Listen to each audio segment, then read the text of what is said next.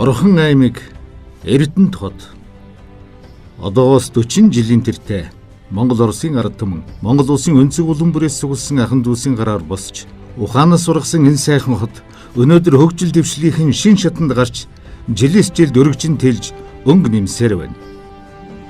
Эрдэнэт хотод 40 жилийнхэн он баярын босгон дээр дээлээ сольж өнгөн шинжиллээ.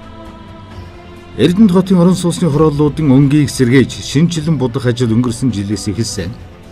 2015 онд 2, 3, 6 дугаар хорооллуудыг будаж хотон гойсон бол энэ жил 1, 4, 5 дугаар хороолол вокзалын байрууд Дэнжийн 3 байрны гадна фасадыг будах ажил эхлэх гэж байна. Энэ фасад будах ажил нодлон ус микродээр хийгдсэн их сэтгэл их таалагдж байгаа шүү дээ. Сайхан өнгө зүсээ засаад их аятайхан болсон.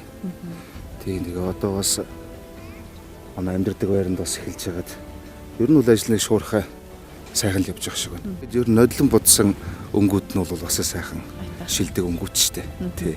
Залуулаг. Тэгээ энэ 1-р микродын байрчууд анхал баригдсан байрнууд болохоор нэлийн цавар маш яг чохон нурсан хэцүү байрнууд байдаг л та. Тэгээд энэ фасадны одоо энэ юунууд одоо энэ засваруудыг бол сайхан хийчихвэл бас өнгө зүсэн сайжрах байлгүй дээ тийм ээ. Урдуур будсан юунууд бол үнэхээр хотын маань өнгө үзэмжийг бол их сайхан болгож байгаа харагдаж байна.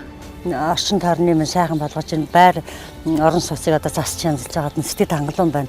6 дугаар микрод бол янз бүр сайхан болсон байлаа. Манай микрод адилхан тийм болно гэж бодож шүү дээ. Ингэснээр Эрдэнэт хот түүхтэд 40 жилийн ойгоо өнгөлөж ухаал өгөгдөж ирсэн зочдынуудыг баясгаж иргэд оршин суугчид нь сэтгэл хангалуун байх орчин нөхцөл бүрдэж байгаа юм.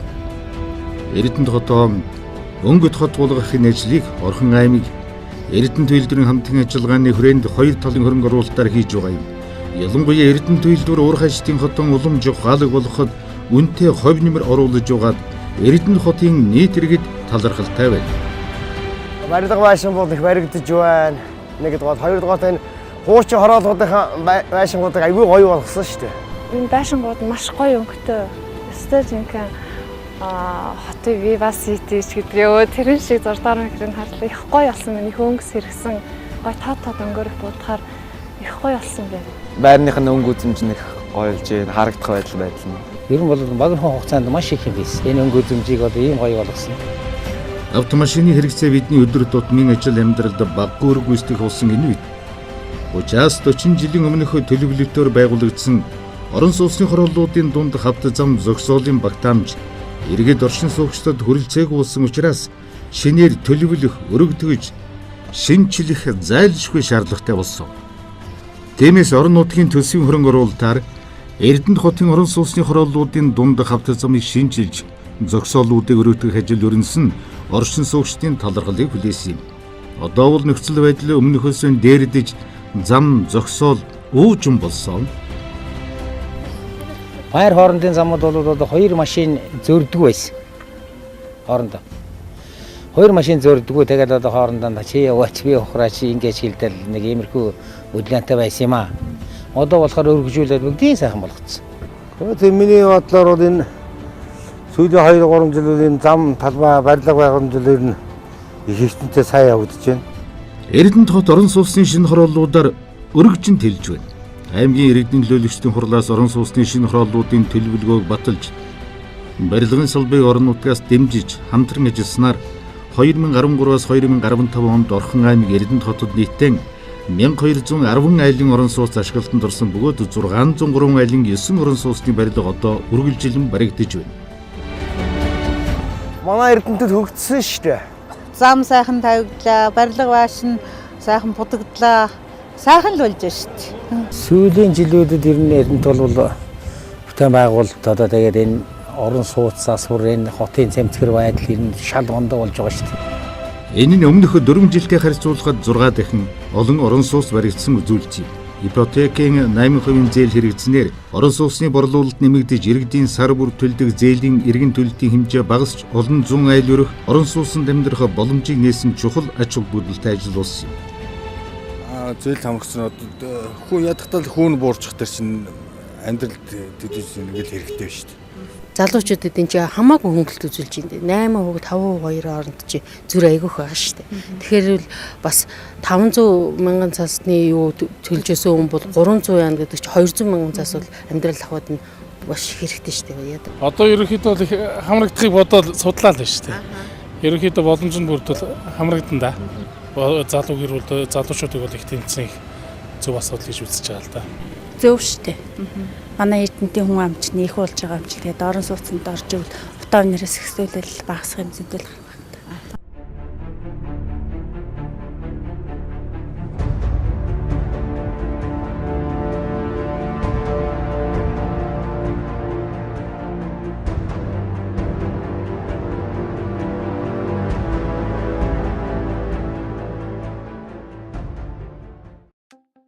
Эрдэнэт хотын гэрэг хургуулын автол замыг шинжлэхийн зэрэгцээ хотын төвийн зарим автол замыг шинжлэх ажил хийгдэж байна. Тухайлбал Баян өндөр Хантай гудамжийг холбосон зам, Баян өндөрийн гудамжаас руудаж 5 6 дугаар хургуулын дундуур явсан зам, өмнө нь хагарал эвдрэл ихтэй, зорчход хүндрэлтэй унаад хэрэгэнд халгаатай байсныг жолооч нар сайн мэднэ. Одоо эдгээр зам дардан сайхан болсон. Энэ мэтчилэн хотын төвийн зарим шаардлагатай замыг шинжлэх ажил шат дараатай хийгдэж байна. Зам бол сайхан болсон уучныг. Марин тэрний зам шиг байлаас нэг л машин явдаг. Энэ жил Эрдэнэт хотын төв гудамжны зам, нэг дээгүүр хорооллын араар эмлэх хүрдэг зам зэрэг хэд хэдэн автол замыг шинжлэхээр болсон. Ингэснээр хотын төвдөн эвдэрсэн энхэл донгол зам гүйвэлж, иргэдийн ая тухтай зорчих нөхцөлийг бүрдүүлж байна. Эрдэнэт хотын автол замын гол уулзвруудын гэрэлэн дохиог шинжилж, зарим уулзвар гарцыг өргөдөглөө. Мөн замын тэмдэглэгээ, гарц, хурд сааруулах зэргийг орчин нөхцөлд нь тааруулж шинжилснээр зам хөдөлгөөний ачаал буурч зам тээврийн хэрэг зөрчил гарах эрсдэл багасч байна. Хотын доторх явган замуудыг ч мөн сайжруулж шинжиллээ. Эрдэнэт хотод сүүлийн 3 жилд 56 квадрат метр явган хүний зам шинээр хийгдсэний баггүй хэсэг нь хотын төв тавигдсан. Цэвэр цэмцгээр тоглох хотыг бий болгоход чухал нэг зүйл бол явган зорчигчдын зам. Одоо энэ зам гэхтэл одоо нодлон тавьсан шүү дээ. Бас явган хүний зам гэдэг. Ер нь надад бол сэтгэл их өндөр байдаг шүү дээ. Их цэвэрхэ бат. Хотон тэр явж байгаа хаяа хүрээд ирэхдээ Эрдэнэт ирэхээр аюул цэвэрхэ харагдаж байгаа чинь. Корник өмнө энэ төр чинь яг гой хийгдсэн замууд тэр 3 дугаар микр 2 дугаар микрийн энэ төр чинь гой хийсэн газрууд л зөндөл байгаа байхгүй. Одоо өдөрсөн хуучны замгүй газар чи хайртай бол ингэдэгсэн яг ингээд явах маршрутанд аваад зам тавигчих тэр чинь одоо тухтал явц зарчгүй тий. За явган зам бол яг их хотын хөгжилд зайлшгүй холбоотой зүйл. Аюулгүй орчинтай амгалан тавин Эрдэнэт хот.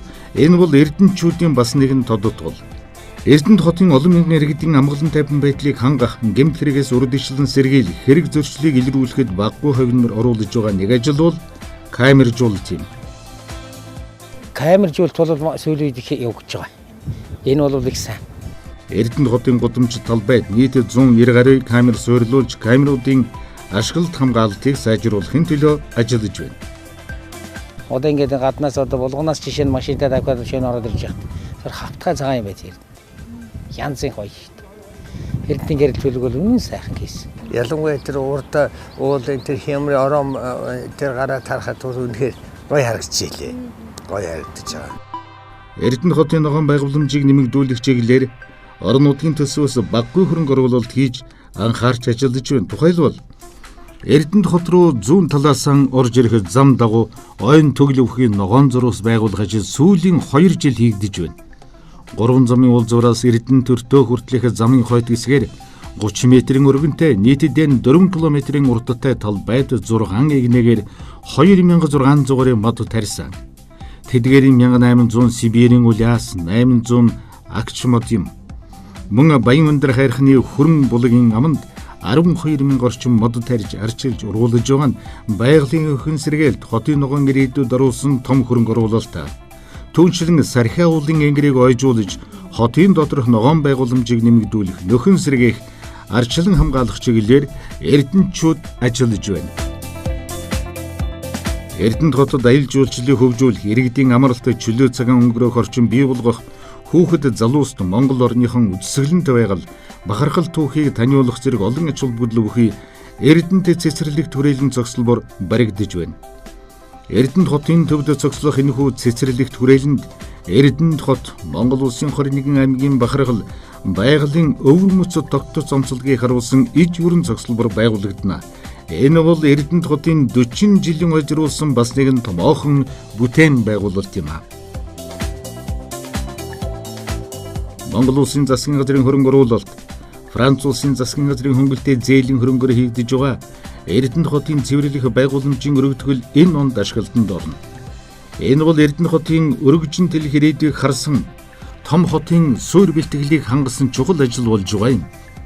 Өнөөгийн Улаанбаатар хотын тулгамдсан асуудал болсон Бохир ус цэвэрлэх байгууламжийн хүндрэлийг эрдэнэчүүд тойрч гарах бэтгэлээ ийхүү базааж байна.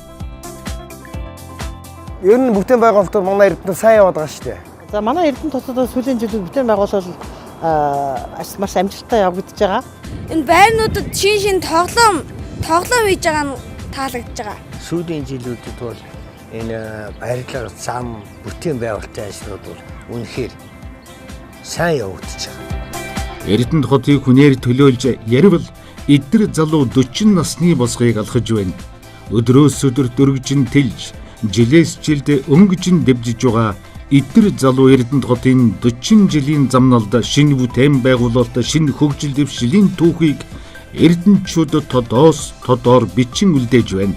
Энэ түүх улам баяжиж, ирээдүйн хойчин заммор тод гэрэл тавихан өрөөлийг өргөн дэвшүүлье.